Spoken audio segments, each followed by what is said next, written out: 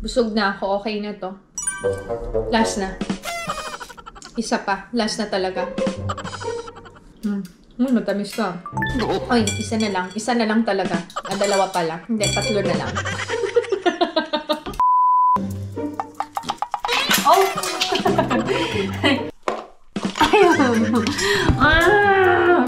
Okay. Ow! Ayaw talaga! Natayaw! Okay. Okay na. Hindi okay. Si Jun, feeling ko kakainin niya yung sinigang. Hindi mo siya. Sa life din natin, diba? Kapag nakuha mo na yung isang magandang bagay, you try to be contented muna. Saka ka na mag-aim ulit ng panibago. You just enjoy muna yung bagay na yun. True ba? Agree ba kayo?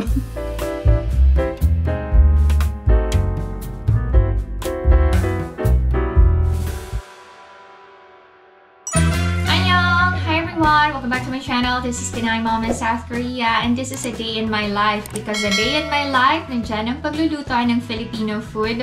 Finally, makakapag-prepare na ako ng spicy pork sinigang.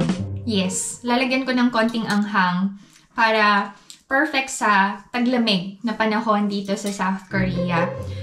And dahil a day in my life, may mga errands and household chores na naman tayong gagawin.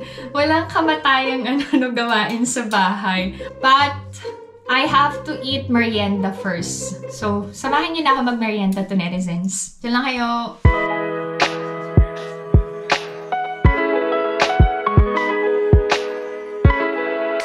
Kakain ako nung gawa ko na leche flan. Actually, palpak yung leche flan ko.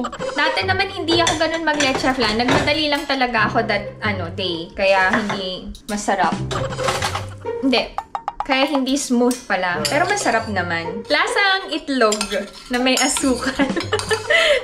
Hindi, pero trust me, sobrang creamy-licious and over sa pagka-smooth ang leche flan ng Sonia's homemade leche flan and desserts. Actually, kumain na ako kanina eh. Kakain ulit ako. Yung natira na lang. So, kain tayo. Merienda ko na to. Ang gloomy ng panahon. Si Ijun. Ginawa niya to. School project nila to. Anyway, ano merienda nyo? Nagbigay ako kay Lanema ng leche flan. Masarap naman daw. Lasang leche flan naman. Para siya naging egg pie, actually. Yung lasa niya. Wala lang crust. Egg pudding. Ganun. May mga nag-comment pala. Doon sa video ko na bumili kami ng winter jackets ng mga kids. Dapat daw one size bigger. Yan. Actually, ginagawa ko yun before. Para makatipid-tipid naman. Pero syempre, malalaki na yung mga kids. Lalong-lalo na si Ina. Conscious na siya sa fashion niya. Sa looks niya. And then si Ijun din. Ayaw na din ng masyadong baggy yung mga sinusuot na damit. Ang kagandahan lang, magkaka-size na kami ng mga bata.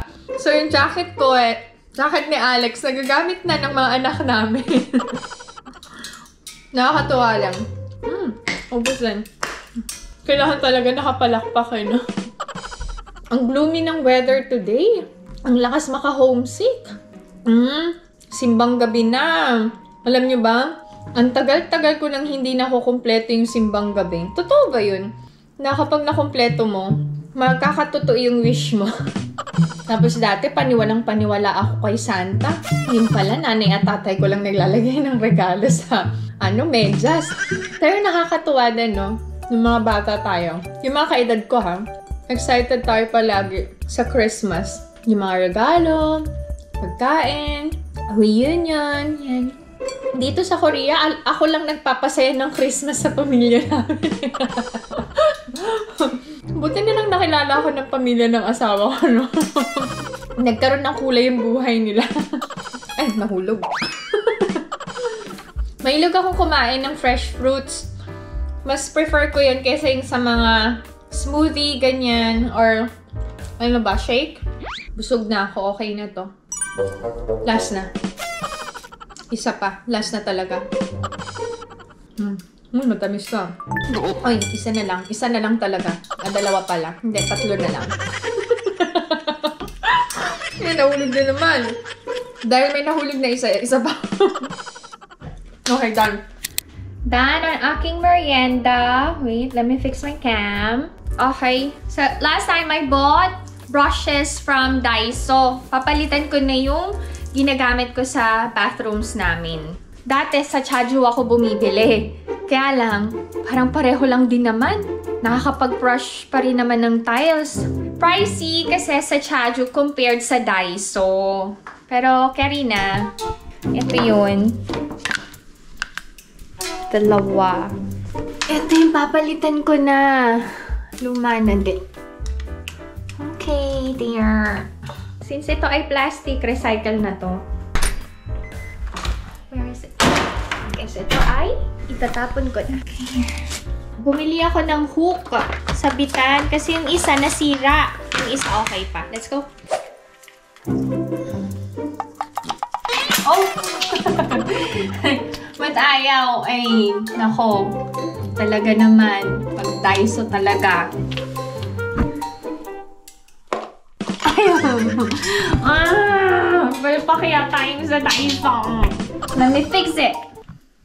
Baka ayaw niya sa kaloob-looban. Gusto niya sa bungad lang. Okay. Okay. Ow! Ayaw talaga! May gali-gali bow! Ba't ayaw? Dry naman yung... dry naman yung tiles. Okay. Okay na, okay na, okay na. Ah! Hindi okay. Ba't ganun? What's wrong? Hindi makapit? Ganun? Hindi makapit. Oh! Sige, okay na, okay na. Final na. Okay. Done. Next na gawain ay ang pagtutupi ng towels. Naglaba kasi ako kanina umaga. Ngayon ko natutupiin.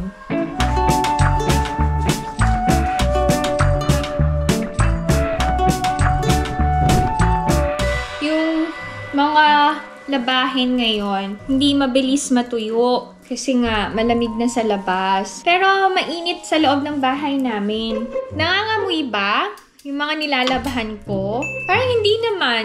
Hindi naman amoy ulam na pumapasok yung mga anak ko sa school. And si Alex din. Okay naman yung suot niya. Hindi amoy PMSK. Joke lang. No, may nag-comment. Sabi, wag na daw akong mag-pretend na nilalambing ko yung asawa ko. Baka daw lalong mainis sa akin yung asawa ko. Hindi naman naiinis sa akin si Alex. Gustong-gusto niya nga yun na nilalambing ko siya eh. At saka, bakit naman ako magpe-pretend na nilalambing ko yung asawa ko? Eh, malambing naman talaga ako. Sa sobrang lambing ko nga, nagsasawa na sila. Joke lang. Sa sobrang lambing ko nga, kapag nawala yun, hinahanap-hanap ng asawa ko. Kayo talaga? Tsaka, hindi yun na problema yun kung maiinis yung asawa ko sa akin. Problema ko yun. Pangungunahan niyo pa si Alex eh. Hindi nga siya naiinis sa akin eh. Tapos meron pa, sobrang arte ko daw. Dapat simple lang. Hindi ko na alam kung paano pagiging simpleng gagawin ko. Lahat na lang. Kayo na lang mag-adjust. Umarte na lang din kayo kagaya ko. Wala akong dapat i-adjust. This is me. Okay lang naman na ganito ako kasi may mga tao naman natanggap ako kung sino talaga ako. And enough na yun kahit hindi madami yung nakakatanggap sa akin. Di pala konti. Dami nyo kaya to netizens. So thank you so much. Thank you so much for loving me. Oh, kaya nyo to? Okay, let's go. Hoy, diba? Sige, kakayanin ko ba? Mag-isa ako? Kaya yan. Tayo pa ba? Ah, nice na! Nice. Oh, walang nahulog. Very good. Great job, Tonet. Alam niyo ba, lately, sobrang nag-e-enjoy akong makinig ng music. Yung wala, magpe-play lang ako ng playlist. Tapos, ayun, magda-dance-dance na ako. Tapos, ang gaan-gaan lang sa pakiramdam na habang gumagawa ako dito sa bahay, hindi ko namamalayan na tapos ko na lahat ng gawain ko. Kasi nga, nag-e-enjoy ako sa music. Anong playlist na pinapakinggan ko? Yung sa Lainey. Dati alam niyo, hindi ko bet yung Lainey. Pero, nung napakinggan ko, wow, wala lang, pang chill lang. Nagda-dance talaga ako. Para na din nag-exercise kasi when you dance, lalo na in the morning, habang nagva-vacuum ako, nagmamop ng floor, or while washing the dishes, nagtutupi ng damit. Pero syempre, hindi ko magawa ngayon kasi makaka-copyright ako. Mas okay na safe na lang tayo to netizens. But, you know what? You should try. You listen to music, yung upbeat music, or any na feel nyo. Tapos, you dance, you sing. Yung para lang kayong naglalaro. Anyway, I just wanna share what I enjoy doing lately. Tapos, tapos ko na lahat ng gawain ko and I'm just waiting for the kids to come home. Nag-aayos ako. Tapos nagdi-DIY photoshoot ako sa bahay. Yung background is yung cortina lang namin. Pag may maganda, ipopost ko sa Facebook. Pag wala, edi ulit-ulit. Hanggang sa pawis na ako. Siguro sa isang upuan, mga nakaka 20 shots ako or 30 shots. Tapos isa lang yung maganda. Alam niyo kung alin shot? Yung unang-una pa. Natatawa ako, sorry. Hindi ba nakakatawa? Sorry. I just find it so funny. Kasi diba, you're gonna put a lot of effort mag-posing. Hanggang sa mapuno na yung gallery mo. Ang mapipili mo yung unang shot. Ilang beses na nangyari sa akin yun. Alam niyo ba kung anong natutunan ko doon sa mga pinagkagagawa kong DIY photoshoot? Pag may nakita ka ng maganda, makontento ka na. Sa life din natin, diba? Kapag nakuha mo na yung isang magandang bagay, you try to be contented muna. Saka ka na mag-aim ulit ng panibago. You just enjoy muna yung bagay na yun. True ba? Agree ba kayo? Kapag nagva-vlog ako, kayo yung kasama ko to netizens. Pero kapag hindi ako nagva-vlog, music ang company ko sa mga gawain ko. Parang, ang pangit din ng hoodie, no? Ang bigat kasi sa Yung yung pinaka-hood niya. Hindi ako sanay sa hoodie. Kay Ina to eh. Hindi niya lang ginagamit. Hindi ako na gumamit. Sayang naman.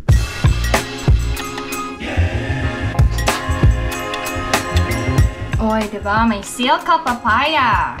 Ang favorite na sabon ni Alex. Galing pang Philippines yun, yung Silka. Inuwi namin last January. Okay, this is my OOTD. Very sporty ang PMSK niya today. We're gonna go out. Magpapa-pedicure tayo. May nag-request kasi sa akin kung pwede ko daw ipakita. Actually, nagpa-manicure na ako the other day. Ito yung bago kong kuko. Simple lang. Autumn colors. Pero this time, tayo ay magpapa-pedicure naman. Paa naman. Hindi na ako nag-jacket kasi makapal tong hoodie ko and mainit sa loob ng nail salon. Magsasasakyan naman ako. So, carry na. Tapos may nagtatanong pala. Yung silver accessories ko, these are all from Pandora. Hindi ko afford yung Tiffany & Co. So, mag-Pandora na lang muna tayo.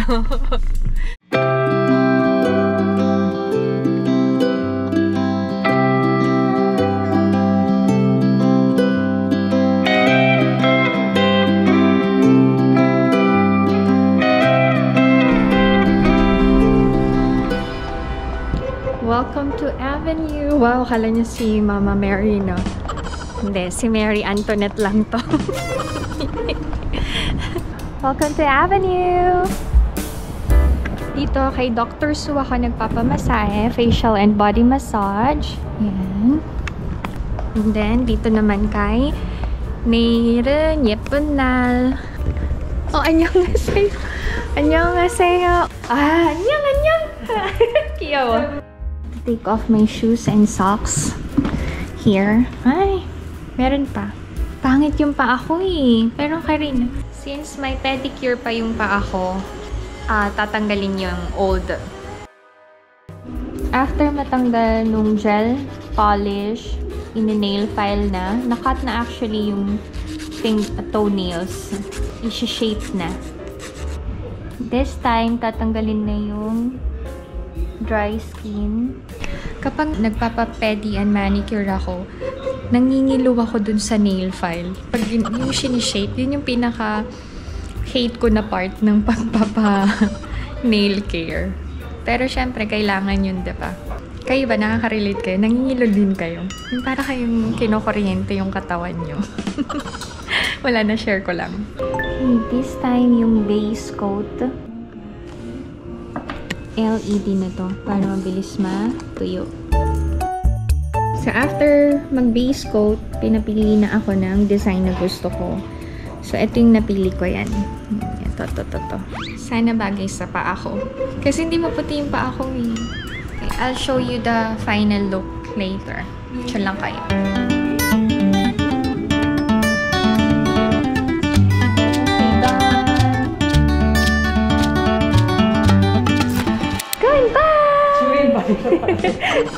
Bye-bye!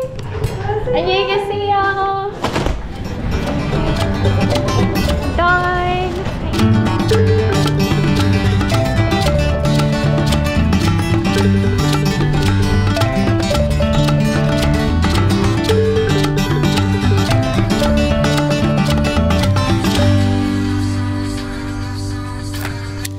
I have to prepare the ingredients for sinigang na baboy and buttered garlic shrimp. Bakit may buttered garlic shrimp? Kasi para may option.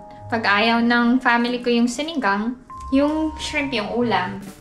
Yung shrimp ay frozen, kaya kanina nilabas ko na from freezer na tona. Hugasan ko na lang. Parang kukunti na lang yung sinigang mix ko. Akala ko wala na. Meron pa pala, pero magkaiba sila ng flavor. Okay, this one is sinigang sa sampalok mix, gabi. And then the other one, yung original yata. Oh, okay, I'm correct. Original. Paghahaluin ko na lang. Okay lang ba yun?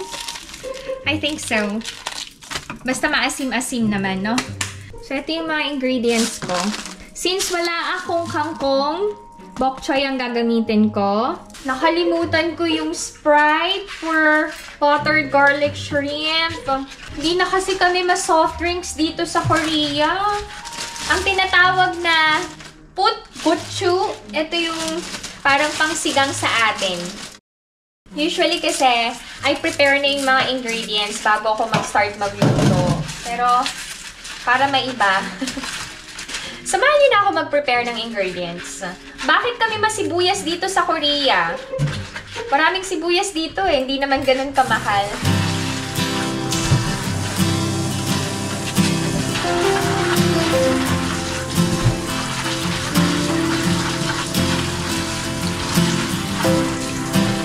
Siyempre, ang radish. Ang lalaki ng radish dito. Pero alam nyo, ang sarap ng radish dito sa Korea. Kinakain nga to ng fresh eh. Of course, we have to slice na. Ang tagal ko na kasing hindi nagluto ng sinigang. And then ng tomatoes. Ang sinigang ko is pakulo style, hindi gisa. Pwede naman yun, 'di ba? Tapos, hindi kompleto tong sinigang ha, kasi wala akong sitaw. Luckily, I have okra. Frozen na. Ni-blanch ko na to eh. Wala namang bawang ang sinigang, di ba? Parang feeling ko wala. Naramdaman ko. Ang corny ng mga jokes ko, no? Pero natatawa kayo to, netizens. Do you find it funny? Sometimes, nag-enjoy ako sa mga joke ko. But most of the time, nakukornyan ako. But I still laugh. After mag-slice ng mga ingredients, maglalagay na tayo ng tubig. Nilalagyan ba ng luya ang sinigang? Pwede ba lagyan, no? Pantanggal lansa. Ganun ba yun? Kayo na lang sumagot. Natatamad na ako mag-search. Joke lang. Tinamad din. Joke! Kayo naman, hindi mabiro. Ako pa naman ang inspirasyon ng maraming kabataan. Alam niyo, nakaka-inspire yun kapag nakakabasa ako ng mga ganong comments. Nagte-thank you, nagsasabi na ako yung inspiration nila para maging mabuting may bahay or nanay. Ayan. Ako kasi very simple yung buttered garlic shrimp ko before. Magluto na din tayo. Yung buttered garlic shrimp without Sprite. Of course, we need butter for the buttered garlic shrimp. Wow, lakas mo ka, chef. Oh. We can also add the extra virgin olive oil. And then garlic. Sarap to, maraming garlic. Okay, the water is boiling. We can put the shrimp na. Nalinis ko na to.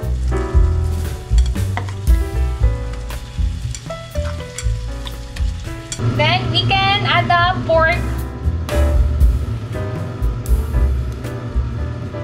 Parang ang gulo ng luto ko ngayon, ah. Okay. Tapos, we can add some salt na.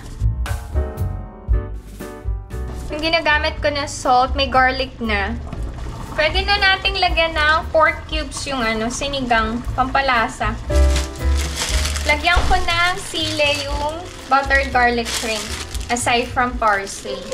Meron palang nag-message sa akin na isang tunerizen. Sabi niya, meron daw nanliligaw sa kanya, pero single dad. May 2 anak, yung manliligaw niya. Gusto naman daw niya yung guy, pero iniisip niya daw kung matatanggap siya nung kids ng guy or matatanggap pa niya yung mga kids nung guy. So, gusto niya daw ng advice ko. Ang sabi ko sa kanya, kung magmamahal siya ng single dad, package yung mamahalin yon. Kasama sa mamahalin niya yung mga anak nung nanliligaw sa kanya. I just want to compliment din yung nanliligaw kasi sinabi na may anak talaga. Kasi 'di ba may mga lalaki na dinideny yung mga anak para makuha yung babae na gusto nila. Tapos kapag napamahal na, saka na lang aamin yung totoong status ng buhay, ganyan. Ano din to ha, hindi lang to para sa mga single dads. Sa single moms din. Kung magkakagusto kayo sa mga single moms, package yung mamahalin nyo, package yung tatanggapin nyo. Hindi lang yung nanay or yung tatay, kasama sa mamahalin nyo and tatanggapin nyo yung mga anak. I think nasa acceptance na din yun. Kung talagang mahal mo, tatanggapin mo ng buong buo. Pero syempre, kilalaning mabuti. Huwag basta-basta lang makikipagrelasyon na hindi sigurado. At saka, eto, kasi nangyayari to sa mga movies eh, or sa mga dramas, 'di ba? May anak yung partner, tapos magiging kontrabida sa buhay ng ng mag-ama or ng mag-ina. Aagawin yung pagmamahal, yung atensyon na nilalaan sa mga anak. Naku, huwag yung gawin yun. Hindi yun pagmamahal. Selfish kayo nun. Lagyan na natin ng parsley. Hindi ko na to titikman kasi kabisado ko na yung lasa nito. Wow! Wow! Okay, kumustahin natin ang sinigang. I think we can add the radish na. Or dapat kanina pa. Pwede na tayo maglagay ng sinigang mix, no? Grabe sa atin, no? Sa Pilipinas, yung maglalagay lang ng expiration date, hindi mo pa maintindihan. Grabe naman to. Ayusin nyo naman. Yan nyo, oh. Paano mo mababasa yan? Paano na lang yung mga matatanda na at malabo ang mata? Yung gabi na lang ang gagamitin ko. Yung gabi sinigang mix. Araw-gabi, nasa isip ka. Napapanaginip. Tama ba? Napapanaginipan ka. Napapanaginip ka. Araw-gabi, tayong dalawa. Wow! Araw-gabi, tayong dalawa. Mukhang malambot na yung pork. Matagal ko na ding pinakulo. Let's add na yung ibang ingredients. last na yung patis ko, wala na. Hindi ko talaga forte yung pagluluto ng sinigang. Parang hindi masarap. Okay, let's add na the chilies. And then yung bok choy. Parang hindi na talaga kasha. Sige, pagkakasyahin ko, good luck. Okay. Does it look like sinigang? It does. Then, itong last na is yung spicy chili pepper. Wala lang talaga akong sitaw, no? Perfect sana tong sinigang ko. Pero carry na. Wow! It looks perfect! Okay. Ay, mukhang masarap naman kasi malambot na talaga yung pork. May paminta ba to? Parang wala naman tong paminta, no? Okay na eh. Wala sa ayos yung pagluluto. Sinigang is not really for me. I prefer cooking nilaga. Nahirapan talaga akong timplahin yung masarap na sinigang. Okay, done ang sinigang na baboy sa gabi. Tama ba? Kahit walang gabi. Tuwing summer lang kasi nagkakaroon ng gabi dito sa Korea. This is our dinner. Buttered garlic shrimp, rice, and sinigang na baboy. Mukhang masarap yung sinigang ko. Kami lang muna ni Ijun yung kakain ng dinner kasi si Ina, mamaya pa yung tapos niya. Let's eat everyone! Kain tayo! Si Ijun feeling ko kakainin niya yung sinigang. Hindi talaga kasi ma-Filipino food ang Tuki. Alam niyo yan, diba? Ever since. Kahit nung bata pa siya. Pero at least ngayon tinatry niya na. Unlike before, as in no-no talaga siya. Nasasanay na din sa last. Hindi mo siya. Nasasanay na din biglang hindi masarap eh, no? Well, what's new? It's always hindi masarap. Oy, ang lambot ng pork! Let's try.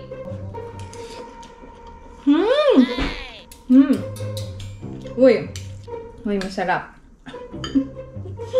Sabi na nga eh. Masarap pa rin. Kain tayo! Jamshin. Ganyan.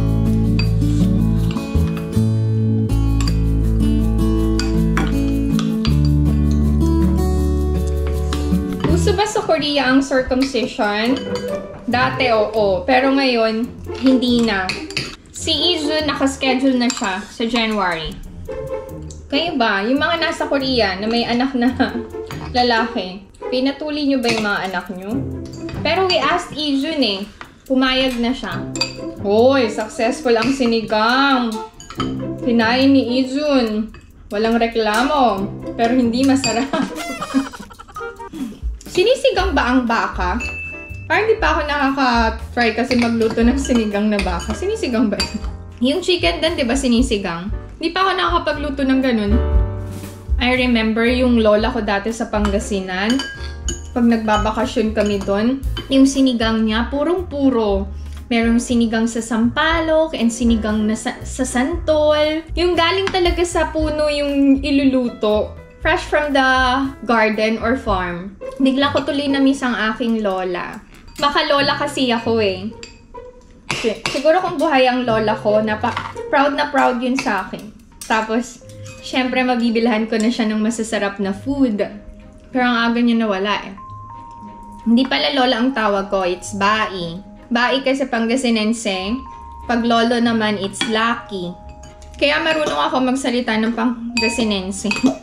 And, ang nanay, lagi din kaming kinakausap ng Pangasinense. Pero, bakit kaya ang tatay, hindi man lang siya nag-effort turuan kaming mag-Ilocano. Hindi ako nakakaintindi ng Ilocano. Bigla ko tuloy na-miss si Alex.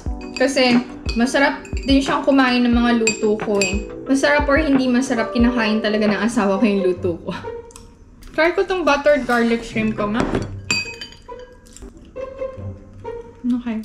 Okay lang din pala, kahit salt lang yung pinangtimpla.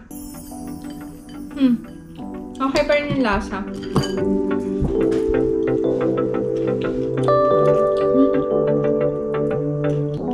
Ito yung natirang blueberries kanina. Nagtanim din si Laabodzi ng blueberries eh. Pero hindi masyadong namunga. Okay, handaan ko na lang si Ina ng dinner niyo mamaya. While waiting for Ina to come home, magbabalat muna ako ng luya. Ayan. Merong nakapagsabi sa akin na mas maganda daw pambalat ng luya ang kutsara. Mukha ngang okay. Effective nga.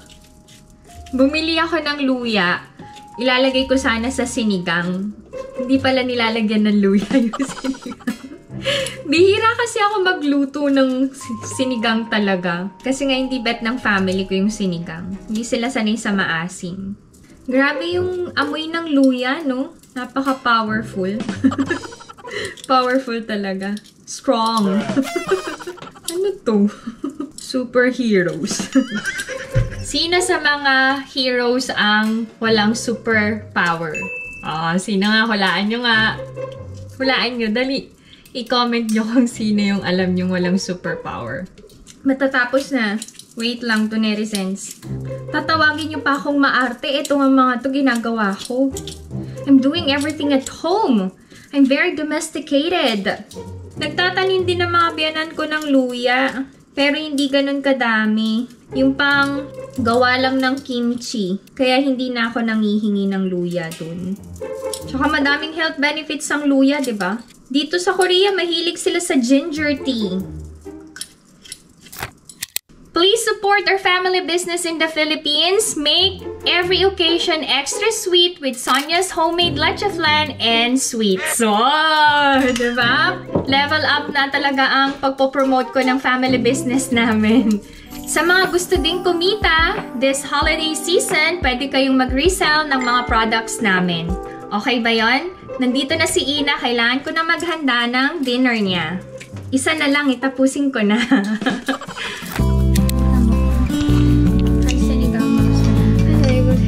Try na the sinigang.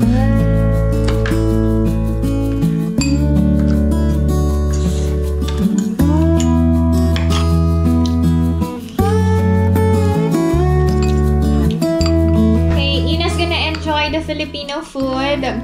Let's say goodbye. That's it. This is my video for today. I hope that you enjoyed watching, and if you're new to my channel, please consider subscribing, like, and share. Good night, Mom. It's all Korea. Stay safe, everyone. Bye. Good night.